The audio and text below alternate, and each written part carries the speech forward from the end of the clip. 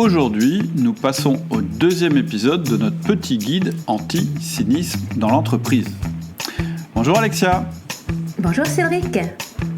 Alors aujourd'hui, on continue avec notre guide anti-cynique et anti-naïf du manager qu'on a commencé la dernière fois. Oui, alors justement, on en a discuté un petit peu là, entre les deux épisodes. Ouais. Et ce que je me disais, c'est que c'est certainement le type de concept qui va peut-être faire réagir certains auditeurs.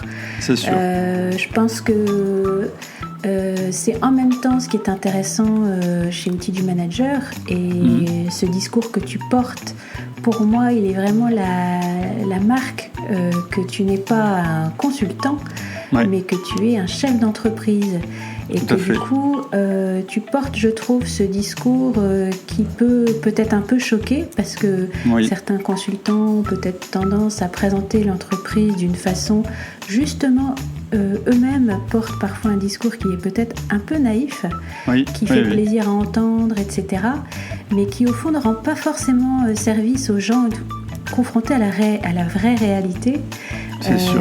Et je trouve que c'est intéressant, peut-être pour ceux qui ne te connaissent pas encore, de rappeler que ta spécificité, et la mienne aussi d'ailleurs, c'est qu'on est chef d'entreprise et Tout que à fait. Peut-être qu'on amène justement quelque chose d'un peu différent à cause de ça, grâce à ça.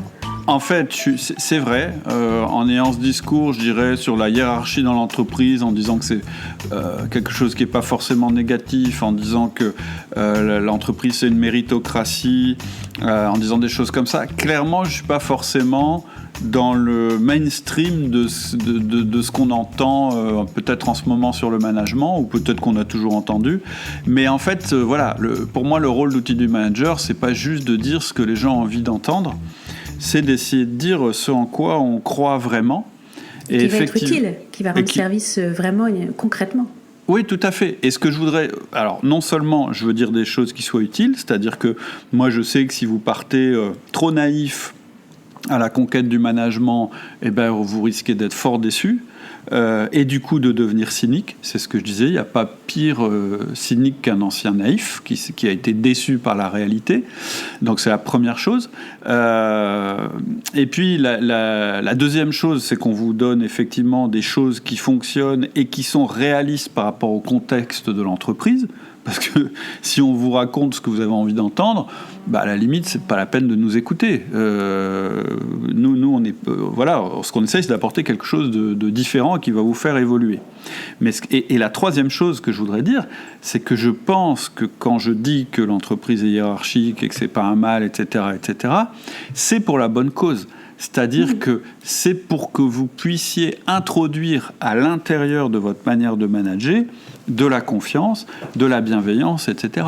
Quand je dis que je fais confiance par calcul, c'est ce que j'ai dit dans le dernier podcast, d'abord c'est vrai, mais ensuite ça veut dire que je fais confiance surtout. Et que je pense que les collaborateurs qui travaillent avec moi, ils sont plutôt mieux dans mon entreprise parce que dans mon entreprise, on fait confiance. Ça ne veut pas dire qu'on est déresponsabilisé, ça veut dire qu'on a l'opportunité et la chance, et je dirais tout est mis en œuvre pour qu'on puisse s'épanouir dans l'entreprise. Et c'est aussi ce que je dis quand j'interviens en entreprise et quand je prône la confiance, etc. Mais ce que je ne veux pas laisser croire, c'est que la confiance, elle soit comme ça, donnée de manière naïve, ou que faire confiance, ce soit simplement moi je fais confiance, donc je sanctionne jamais, etc., etc. Ça, ce serait quelque chose qui ne serait pas réaliste, et si vous faites ça, vous risquez d'être absolument déçu. Donc effectivement, ce n'est pas forcément un discours, je dirais, plein de roses et dans le monde de Candy, mais c'est parce que l'entreprise, ce n'est pas tout à fait ça quand même. Et je pense que c'est en ayant des managers qui ont bien compris comment ça fonctionnait, qui savent dans quelle direction ils doivent orienter leur équipe, avec quels outils, et qui ont compris aussi que de toute façon, pour motiver leurs collaborateurs, ils doivent faire régner un climat de confiance, donner envie aux gens, etc., etc. Je pense que c'est comme ça qu'on va transformer l'entreprise en quelque chose d'encore meilleur. Donc merci pour cette petite mise au point, parce que c'est vrai, ça peut susciter des réactions de rejet, mais je pense qu'en général, quand les gens rejettent un petit peu ce qu'on dit, c'est qu'ils n'ont pas écouté vraiment en profondeur. C'est pas arrivé souvent, hein. Moi j'ai eu quelques trucs où voilà, vous êtes paternaliste, je sais plus ce qu'on m'avait dit sur... Et puis bon, en fait, la personne qui disait ça n'a pas vraiment écouté les podcasts. Donc voilà, si vous avez un mouvement de rejet au départ, ce que je vous conseille, c'est d'essayer de vraiment écouter ce qu'on dit et puis de voir en profondeur ce que ça veut dire réellement sur la manière dont vous allez, je dirais, avoir des relations dans l'entreprise. En général, c'est plutôt vers des choses positives qu'on va. Ok, est-ce que tu peux, pour en revenir au sujet du jour, nous rappeler la première partie donc, du guide anti-cynique qu'on avait vu la dernière fois ?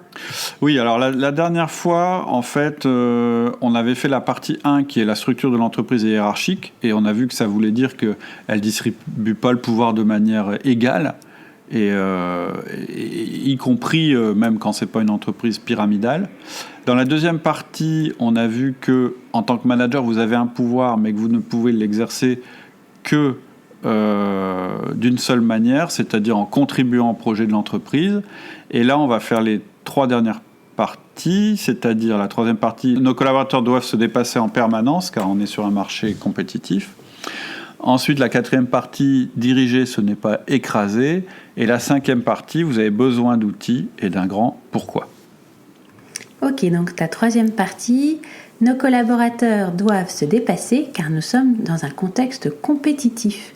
Donc comme la dernière fois, tu vas nous exposer d'abord la théorie et ensuite tu vas l'illustrer. Alors, la première chose que je voudrais dire, effectivement, c'est pas quelque chose de très positif. Quoique, si on y regarde au niveau macro, ça donne plutôt des choses qui sont bonnes, mais il n'y a aucune bienveillance particulière à espérer du marché. C'est-à-dire que le marché, il vaut mieux voir ça comme une jungle avec des entreprises qui sont des fauves prêts à s'entre-dévorer. Alors, vu comme ça, évidemment, c'est épouvantable, mais c'est un peu la loi du marché, c'est un petit peu la compétition, et c'est pour ça que sur le marché aussi, il y a des règles qui régulent ces choses-là. Mais ce qu'il faut vraiment pas faire, si on ne veut pas tomber dans le naïsme, et puis finalement dans le cynisme, ce qu'il faut pas faire, c'est nier l'évidence de la nécessité d'être compétitif pour une entreprise. À partir du moment où on accepte qu'une entreprise doit être compétitive, on accepte aussi l'idée de la nécessité de progression à l'intérieur de l'entreprise. C'est-à-dire que l'entreprise étant un outil compétitif, son modèle, il nous pousse à nous développer, à nous dépasser. Et même le modèle de délégation de l'entreprise nous pousse à nous développer. Et tout ça, ça correspond aussi dans notre motivation profonde à une recherche profonde d'amélioration. Et le tout pour le manager, ça va être de transformer cette compétition contre les autres, ça c'est le marché, en une compétition contre soi-même, c'est-à-dire l'amélioration continue de nos compétences. Parce que on a vu la dernière fois que l'entreprise c'est un modèle de méritocratie, mais le problème c'est que si on laisse cette notion de compétition entrer du marché vers notre entreprise, elle va tuer la collaboration et la créativité de nos collaborateurs. C'est-à-dire que si nos collaborateurs eux-mêmes sont des bêtes fauves prêtes à s'entre-dévorer, ça ne va pas bien marcher. Et donc, tout le talent du manager, ça va être de transformer ça pour créer de la collaboration. C'est-à-dire que vous allez devoir montrer à vos collaborateurs en permanence que vous êtes là pour les pousser à se dépasser, mais pas se dépasser entre eux, à devenir meilleurs eux-mêmes qu'ils ne l'étaient hier.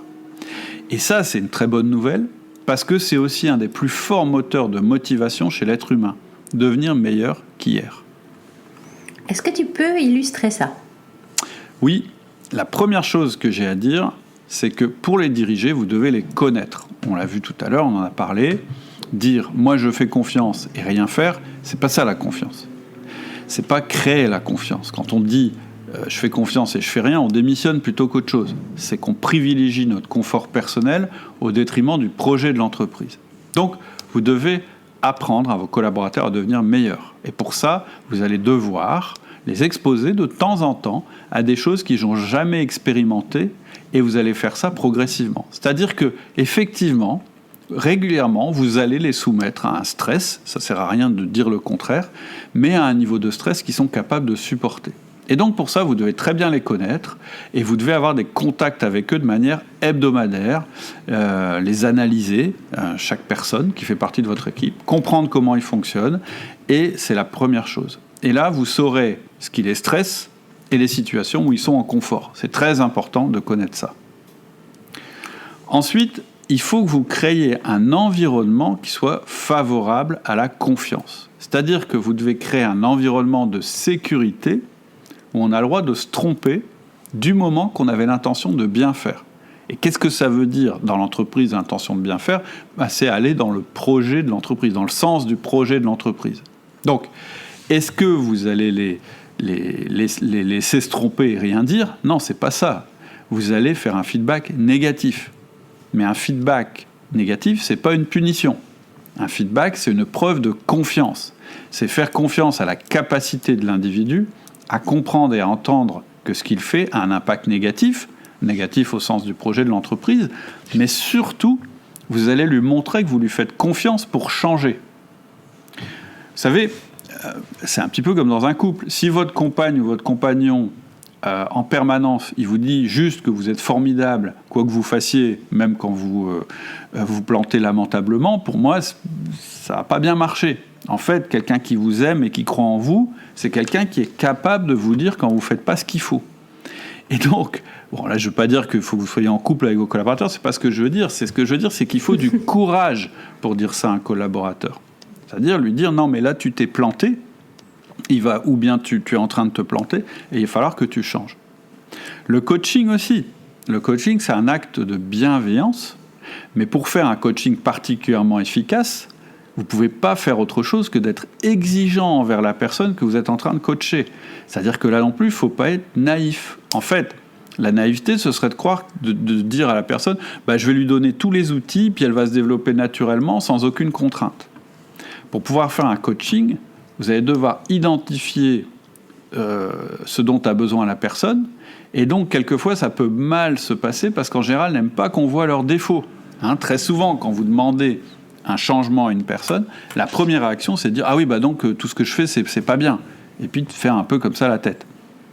Et là, il faut que vous soyez capable de dire à cette personne « Non, ce qui m'intéresse en toi, c'est pas qui tu es maintenant, mais qui tu pourrais être plus tard. » C'est-à-dire que vous allez séparer l'opinion que vous avez actuellement de cette personne aujourd'hui, et qui est peut-être critiquée, vous allez séparer ça du potentiel que vous avez détecté chez cette personne et qui est sa valeur réelle pour vous.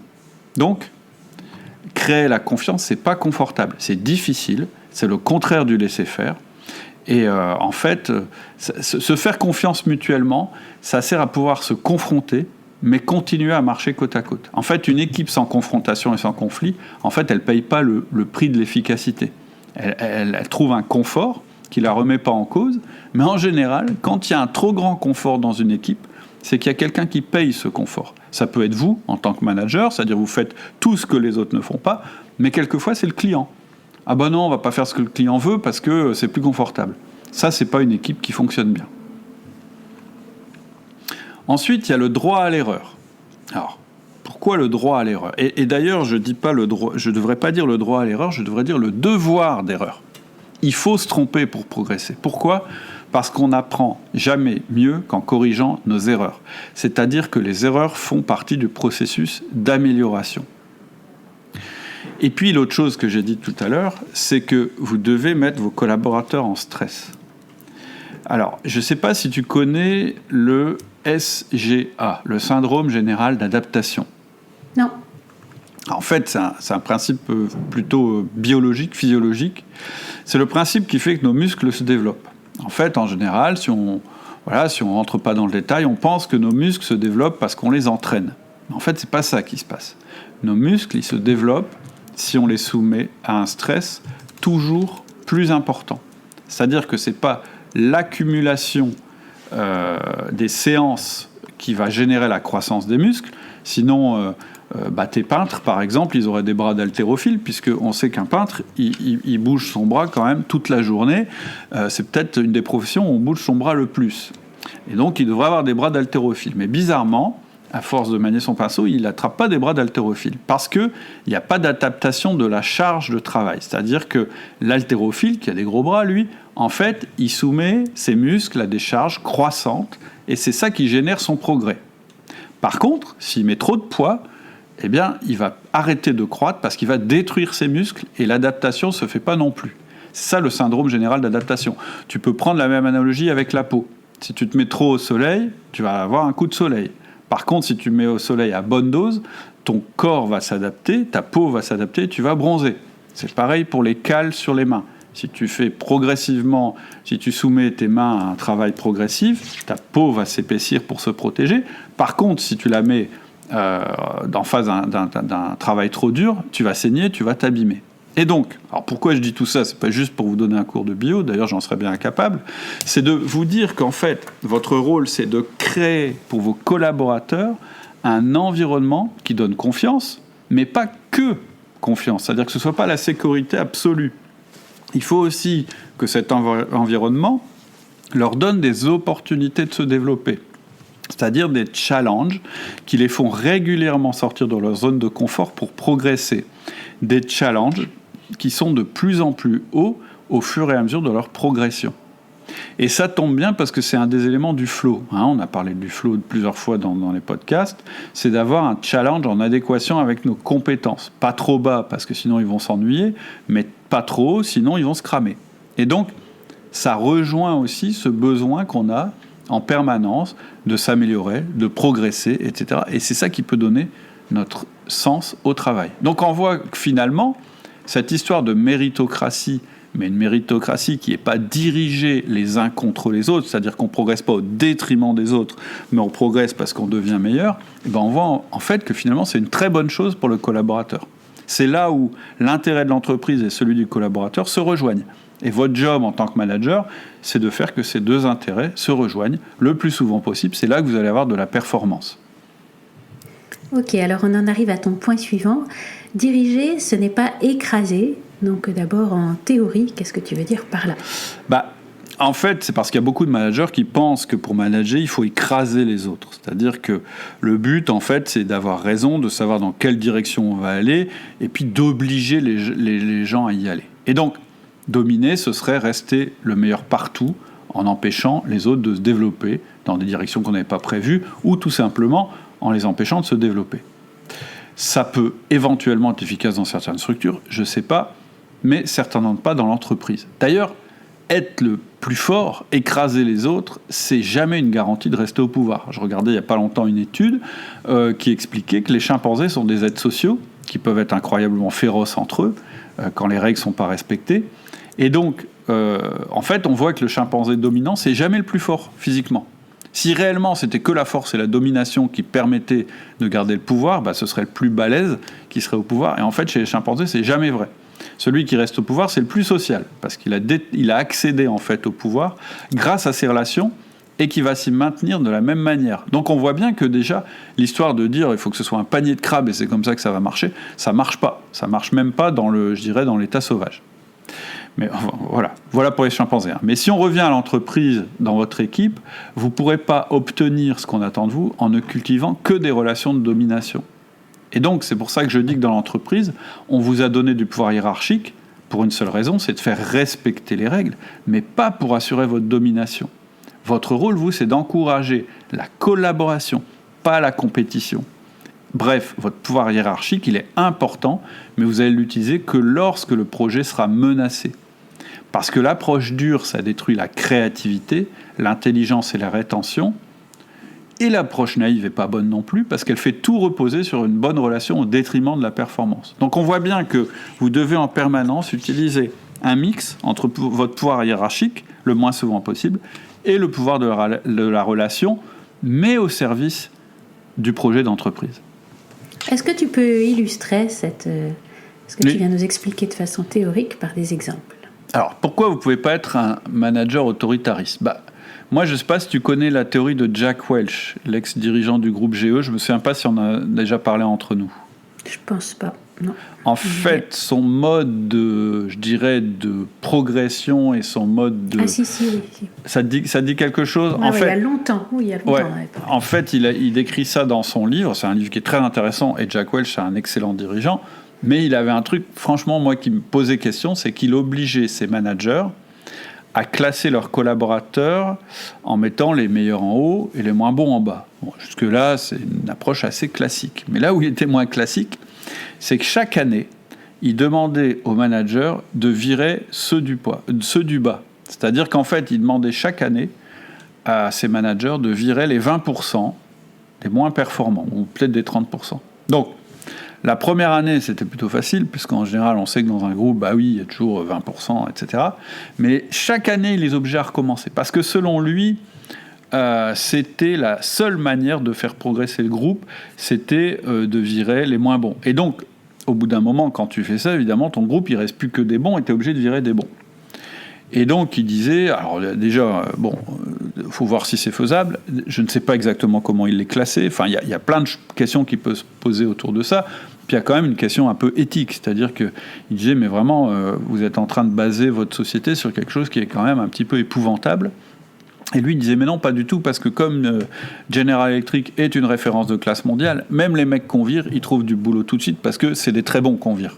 Bref, donc c'était peut-être le moyen de justifier le système. Mais moi, au-delà même de l'éthique du système, que je trouve quand même pas terrible, j'ai du mal à y croire. En fait, je ne nie pas qu'il faille se séparer de certains éléments, mais de faire, de prendre ce principe comme, comme principe directeur, c'est-à-dire d'en faire un système automatique, je pense que ça me paraît profondément vicieux et dangereux, parce qu'en fait, ça va générer une compétition en interne tellement féroce que toute collaboration sera impossible. C'est-à-dire que quand vous savez que quand vous êtes dans le groupe, si vous faites partie des 20% les moins performants, bah, vous n'allez jamais, collaborer sans arrière-pensée. Et donc, dans votre équipe, vous n'allez plus avoir qu'un seul genre de profil, que des gens qui sont ultra dominants, hyper compétitifs. Bref, ça va être un panier de crabes. Et donc, je ne vois pas du tout comment un système comme ça peut réellement fonctionner. Je n'y crois pas. Et je vais même dire que c'est pire. C'est un système qui détruit la confiance et donc qui détruit la confrontation. Parce que, à force d'essayer de ne pas faire l'erreur qui va nous faire virer, eh bien finalement on ne dit plus rien. Et donc je ne crois pas du tout à ce genre de système extrêmement autoritariste, je ne crois pas du tout au système du panier de crabes. Mais une fois que j'ai dit ça, parce que pour moi à l'intérieur de l'équipe, c'est ça que je voulais dire, c'est qu'il faut qu'on soit en sécurité. C'est-à-dire que pour qu'il y ait de la confrontation, il faut qu'il y ait de la sécurité. Une équipe sans confrontation, ça ne fonctionne pas. C'est un mauvais symptôme. Si vous avez une équipe où il ne se passe jamais rien, c'est que la confiance, en réalité, n'est pas suffisante pour que les opinions s'expriment. Et donc, ça signifie que vous avez déplacé le problème sur une tierce partie. Je le disais tout à l'heure, en général, c'est le client. Et donc, en tant que manager, vous allez devoir encourager la confrontation, mais pas pour le plaisir, pas pour diviser pour mieux régner, pas pour éliminer des gens. Vous allez devoir susciter la confrontation parce que c'est une source de progrès et de créativité. Et pour ça, il faut du courage. Concrètement, ça veut dire que vous allez devoir tuer les petits chefs. Alors, c'est quoi un petit chef ? C'est quelqu'un qui concentre du pouvoir pour lui. Et donc, vous, votre rôle en tant que manager, ça va être effectivement de dénicher et de résoudre les concentrations de pouvoir et d'informations, et vous allez essayer de les mutualiser. C'est-à-dire qu'une de vos tâches, ça va être de détecter les nœuds de pouvoir et de concentration d'informations non décentralisés, et de détruire ces nœuds.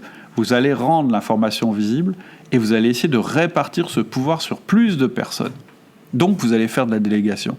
Donc, vous voyez bien que le fait de ne pas être cynique et naïf, ça vous fait au contraire protéger certains salariés. Et en particulier, vous allez devoir protéger ceux de vos collaborateurs qui sont très bons, qui ont une grande valeur, un grand potentiel, mais qui ne savent pas s'exprimer. Votre rôle, ça va être de les faire évoluer, de supprimer chez eux cette naïveté qui consiste à croire qu'il suffit de bien travailler pour être reconnu. Et vous allez devoir leur apprendre à se mettre en valeur et à se défendre devant d'autres collaborateurs qui sont peut-être meilleurs en communication, mais dont c'est le seul talent.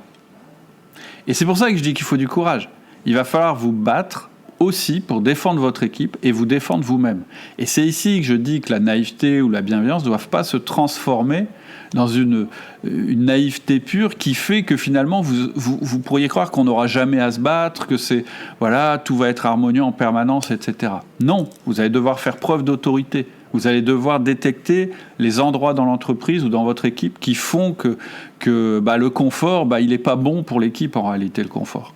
Et donc, de temps en temps, effectivement, vous allez devoir agir, poser des contraintes, etc.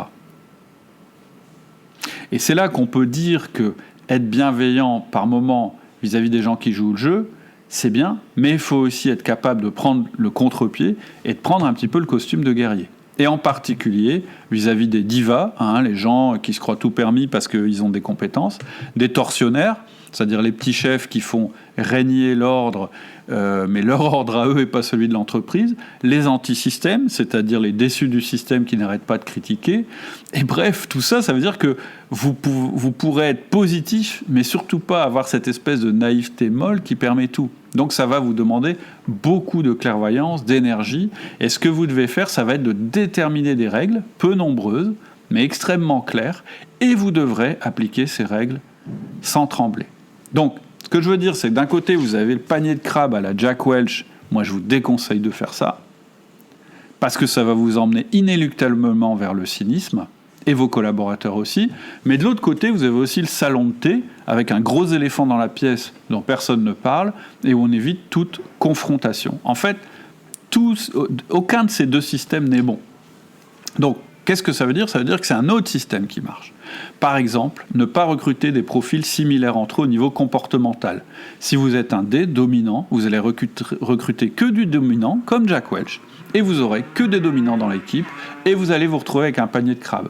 Si vous êtes un S, comme Mère Teresa, vous allez recruter que des Mères Teresa, tout va bien se passer en apparence, mais vous n'allez pas progresser. Donc, attention au recrutement, il faut que le recrutement fasse entrer tous les profils dans l'équipe.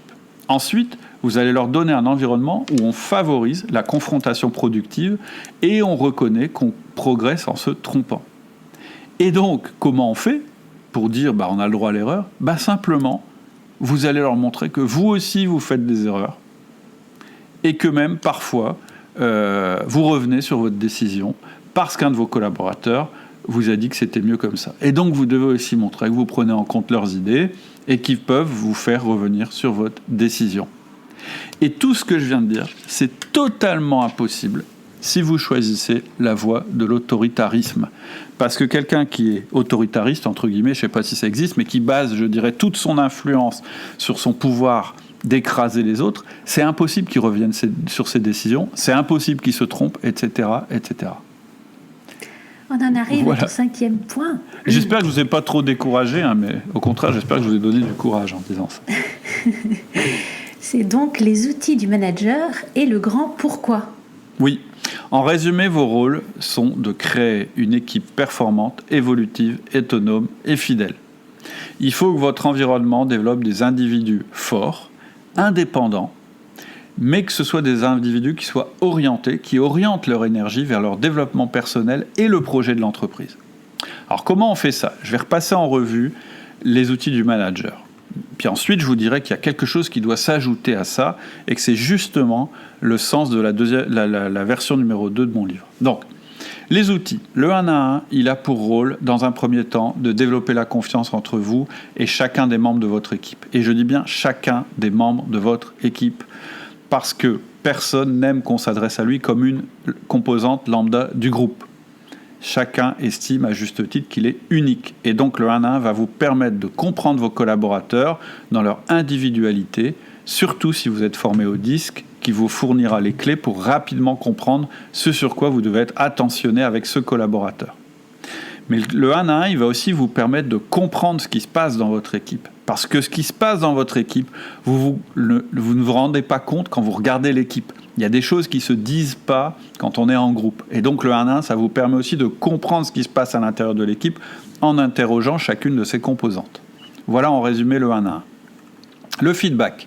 Le feedback, il permet 3 choses absolument fondamentales. 1, de dire à votre collaborateur qu'il n'est pas question qu'il évolue dans l'entreprise sans aucune limite. Ça vous permet de renforcer les règles, et en particulier la règle de la collaboration. 2. Le feedback vous permet de préciser le projet de l'entreprise et de le rendre concret. Pourquoi je dis ça ? Parce que vous allez faire des feedbacks fondés sur le projet de l'entreprise. C'est-à-dire que à chaque fois que vous allez renforcer une attitude, un comportement qui va dans le sens du projet et ajuster un comportement qui va à l'encontre du projet, c'est comme ça en fait que vous allez leur faire sentir la réalité du projet. Ça va être quelque chose qui va plus être virtuel, mais qui va être réel. Et en fait, parce que si vous dites notre projet c'est ça, mais que vous ne faites jamais aucun feedback à celui qui ne suit pas le projet, ça ne marchera pas. En fait, c'est le contact entre la théorie du projet et la réalité du quotidien. Et troisième point à propos du feedback, c'est une preuve de confiance. C'est dire « je te fais confiance pour que tu changes ». Ensuite, le troisième outil, c'est le coaching. Il a le même rôle que le feedback, mais dans un sens plus long terme. Il oriente les compétences dans le sens du projet et il renforce la confiance. Mais il a aussi ce rôle de permettre aux collaborateurs de se développer. Il permet de marier le projet, les compétences et les attentes de chacun et d'encourager la collaboration. Et ça, c'est vachement important. En coaching, on ne se bat pas contre les autres. On ne cherche pas à écraser les autres. La seule personne qu'on essaye de battre, c'est nous. C'est-à-dire qu'on devient meilleur qu'avant. C'est tout le sens du coaching. Et puis enfin, il y a la délégation. Et pour moi, la délégation, c'est la preuve ultime de confiance. C'est ça qui va générer l'autonomie, la responsabilité, la réactivité.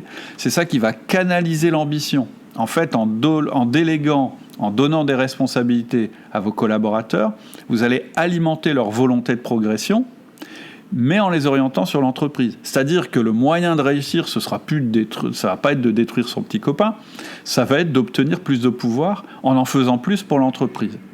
Donc avec le coaching, vous leur donnez l'occasion de se dépasser, mais avec la délégation, vous mettez à profit ce dépassement. Et donc tous ces outils, vous les connaissez déjà, vous avez suivi les podcasts, vous avez lu le livre, mais je vous les ai remis dans un nouveau contexte. Et donc ce que je disais, c'est que je viens d'ajouter un élément au puzzle, et que je vous propose sous la forme de la mini-formation gratuite de 10 jours. Et en fait, ce dernier élément qui est très important, c'est le grand pourquoi. En fait, le but, ça va être de créer le grand pourquoi de tout ça. Parce qu'en fait, les outils, c'est que des outils. Ils vous donnent un moyen d'action sur d'autres personnes, ils représentent une forme de pouvoir, et donc il faut qu'ils soient orientés. Je dis souvent, un marteau, ça peut servir à deux choses, tu peux assommer ton voisin, ou tu peux construire une maison. Bon, moi je préférais que nos outils ils soient utiles pour construire une maison. Et donc, nos outils ils auront plus de sens s'ils seront au service de ce grand pourquoi. Et ce grand pourquoi, il va se décliner en mission, en objectif, et du coup, tous vos outils, vous allez pouvoir les orienter, et ils seront d'autant plus puissants et efficaces. Vous saurez mieux pourquoi vous faites un feedback, quel genre d'impact vous allez décrire. Ça va vous permettre de mieux diriger votre action, et donc, vous l'avez compris, en mariant le projet et le feedback, vous exercerez votre pouvoir de la meilleure manière. Et donc, ça va vous permettre aussi de créer un référentiel pour vos collaborateurs et donc de se positionner plus facilement. En fait, à quoi ça sert un grand pourquoi ? Ça sert à réduire l'incertitude et à orienter la réflexion et l'action. En fait, c'est un moyen de diriger autrement. Ok, écoute, merci Cédric pour ces 2 épisodes sur le guide anti-cynique. Je t'en prie. Est-ce que tu pourrais nous rappeler avant qu'on se sépare comment accéder justement à ta nouvelle version du livre Le Manager Essentiel et comment accéder aux 10 leçons gratuites que permettent de suivre justement cette nouvelle version du livre ? En fait, dès que vous téléchargez le livre, automatiquement ensuite vous allez recevoir les 10 leçons gratuites, une par jour pendant 10 jours. Et donc le meilleur moyen pour avoir ça, c'est de cliquer sur le lien que je mets en description ou d'aller sur le site. Vous tapez simplement sur livre gratuit et normalement vous devez recevoir le livre immédiatement. Vous avez 3 jours pour le lire et puis la première leçon arrive par mail et ensuite un exercice par jour. Donc tout l'intérêt du truc ici, je remets dans le contexte du podcast, c'est que le livre vous donne les outils, mais la mini-formation qui est derrière vous permet de voir comment vous allez intégrer les outils dans un projet. Et là, on est vraiment sur de l'accompagnement pas à pas, c'est-à-dire que chaque jour, vous allez avoir un petit exercice à faire, un PDF à remplir, et ça va donner de la perspective à vos outils, ça va les rendre plus efficaces. En fait, ils vont être réellement orientés, et en fait, c'est cette orientation qui va les rendre plus efficaces. Donc même pour quelqu'un qui connaît les outils, la mini-formation, elle est très très utile. Ok. Voilà. Écoute, c'est super, c'est parfait. À très bientôt. À bientôt. Bonne journée. Bonne journée à tous. Au revoir. C'est tout pour aujourd'hui, donc si vous voulez voir la vidéo qui décrit la version 2 du livre et la mini-formation, vous cliquez sur le premier lien que j'ai mis en description. Si vous voulez directement télécharger le livre, vous cliquez sur le deuxième lien. Je souhaite de très bonnes vacances à ceux qui partent et bon courage à ceux qui restent. À bientôt. Au revoir.